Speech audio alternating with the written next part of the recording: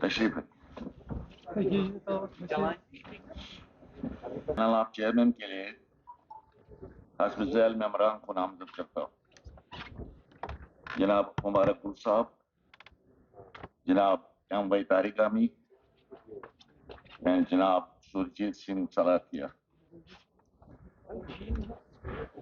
Honourable ممبران، جیسا کہ آپ کو معلوم ہے کہ ہم 6 سال کے لمبے عرصے کے بعد یہاں پر مل رہے ہیں. اس دوران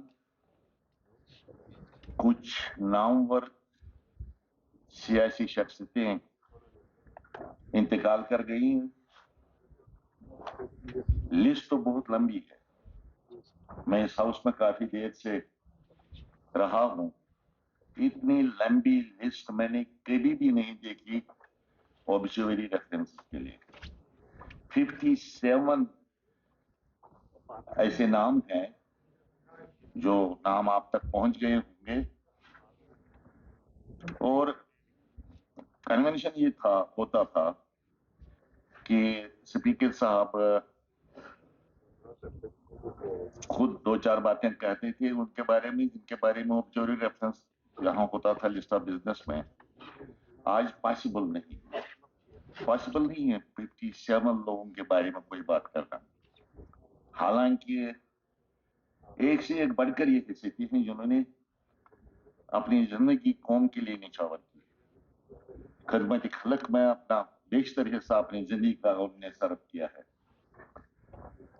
مشکل ہے سب کو ان کے بارے میں بات کرنا، اور شاید آپ کے لیے بھی مشکل ہوگا کہ آپ ان پر بات کریں گے. میرے خیال میں ہم محدود رکھیں گے اس ڈسکشن کو، بہت ہی محدود رکھنا پڑے گا. اور فائنلی ہم 2 منٹ کی خاموشی یہاں پر کریں گے. ان کے لیے ہم دعا مانگیں گے یہاں پہ. اب ساری فہرست ہے اس میں جنہوں نے قومی لیول پر کام کیا ہے. جناب اٹل بہاری واجپئی جیسے لوگ، پرنب مکھرجی جیسے لوگ، سومناتھ چٹرجی ہیں جنہوں نے چھاپ چھوڑی ہے یہاں کی سیاست پر اپنی زندگی کے دوران، اور پوری زندگی انہوں نے نچھاور کی اس قوم کے لیے. میں پرنب مکھرجی کے بارے میں دیکھ رہا تھا کہ امپورٹنٹ منسٹریز کو انہوں نے ہولڈ کیا ہے. وہ فائنانس منسٹر رہے ہیں، وہ کامرس منسٹر رہے ہیں، وہ ڈیفینس منسٹر رہے ہیں، ایکسٹرنل افیئرس منسٹر رہے ہیں. راجیہ سبھا کے 4-5 بار وہ منتخب ہوئے راجیہ سبھا کے لیے. مجھے خود ان کے ساتھ کچھ ذاتی تعلقات تھے، اس لیے تھے کہ 1984 میں جب وہ ملک کے فائنانس منسٹر تھے، 82 سے 84 تک اندرا جی کی حکومت میں یہاں پر فائنانس منسٹر ہوا کرتا تھا اسٹیٹ میں 84 میں. اس لیے ان کے پاس آنا جانا ہوتا تھا. ڈسکشنز ہوتی تھی اسٹیٹ کے فائنانس کے بارے میں، ملک کے فائنانس کے بارے میں. بلکہ ملکی لیول پر بھی انہوں نے ایک کمیٹی بنائی تھی اس وقت. امپاور کمیٹی نہیں، وہ بعد کی بات ہے. ایک ہائی پاور کمیٹی ہوتی تھی اس وقت مشورے کے لیے.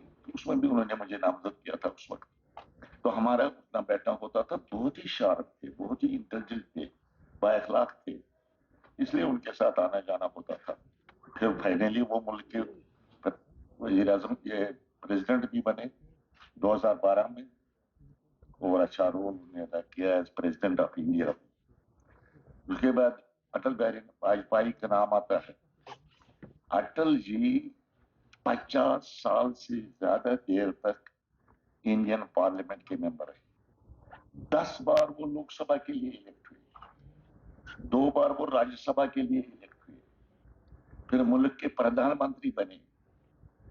کیا بولنے والے تھے لوکنٹ اسپیکر. بات کرتے تھے تو جہاں پر بھی بات کرتی تو سب سکتے میں پڑتے تھے. وہ بالکل اس کو سننے کے بغیر کوئی اٹھتا نہیں تھا. یہ گرو تھا.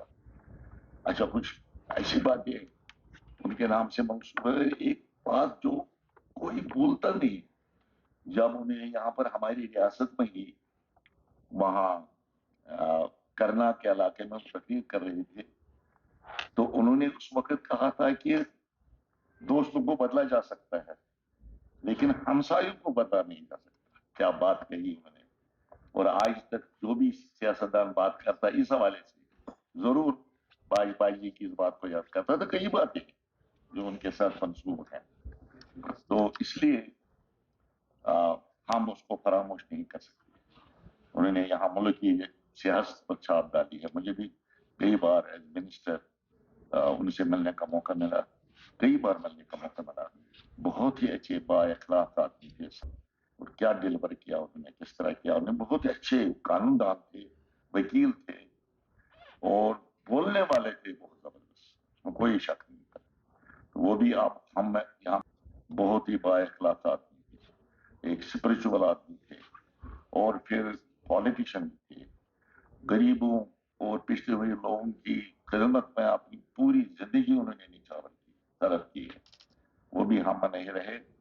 97 की एज में वो हमसे बिछड़ गए, दुनिया से चले गए। इसी तरह कितने लोगों के हमला हम ले लेंगे यहाँ पर। बड़े बड़े दोस्त, हमारे दोस्त भी, लीडर भी, हमदर्द भी, कौम के गमखार भी हमसे जुदा हो गए।